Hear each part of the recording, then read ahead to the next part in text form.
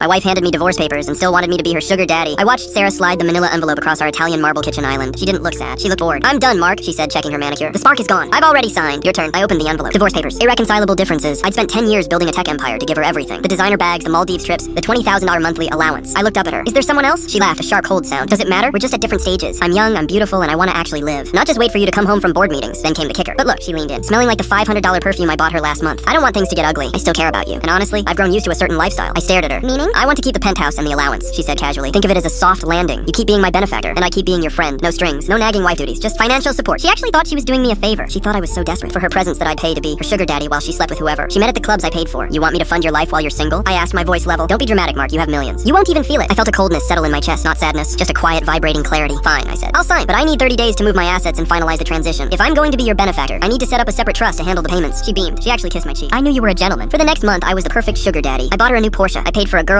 trip to Ibiza. I acted like the heartbroken provider she expected me to be. She got sloppy. She started bringing guys back to the house while I was at the office when she didn't know. I had the house bugged for security purposes years ago. I watched the footage of her laughing about me. "He's so pathetic," she told some guy in our bed. "He's literally paying for us to be here right now. He's my ATM with a pulse." The guy laughed. My pulse didn't even quicken. I just saved the file. The 30 days ended yesterday. Sarah woke up in the penthouse ready to head to a brunch I was supposed to fund. She tried to use her black card. Declined. She tried her backup visa. Declined. She called me screaming, "Mark, there's a mistake at the bank. Fix it." "No mistake, Sarah," I said, leaning back in my new office 3 states away. "What are you talking about?" "The trust." "You said—" "I said I was setting up a trust. I never said you were the beneficiary." I heard her gasp. "Check the fine print of that transition agreement you signed last week." "Sarah, you know, the one you didn't show your lawyer because you were too busy shopping in Ibiza." Silence. "You signed over your right to alimony in exchange for a one-time lifestyle gift," I continued. "But I didn't get a gift," she shrieked. "Sure you did. The Porsche, the Ibiza trip, the $50,000 shopping spree. That was your gift. We're settled." "Oh, and the penthouse? It wasn't in my name. It was leased by my corporation. I terminated the lease effective this morning." "You can't do this." "I have nothing. You have your beauty, right? That's what you told me. You're young. You're vibrant. Go actually live like you wanted." "Mark, please. I have no money for a hotel." "Sounds like a different stage of life, Sarah," I said. "Maybe your new friends can help, or maybe you can find a real sugar daddy. But fair warning, most of them expect a better ROI than you provide." I hung up. I blocked her number. Then I sent the footage of her and her boyfriend in my house to her parents and her entire social circle with a caption: "The reason for the irreconcilable differences. Best of luck to the happy couple. I'm currently sitting on a beach in Bora Bora. The water is blue, the air is clear, and for the first time in 10 years, my bank account isn't bleeding for someone who hated me. She wanted a sugar daddy. Too bad for her, I retired.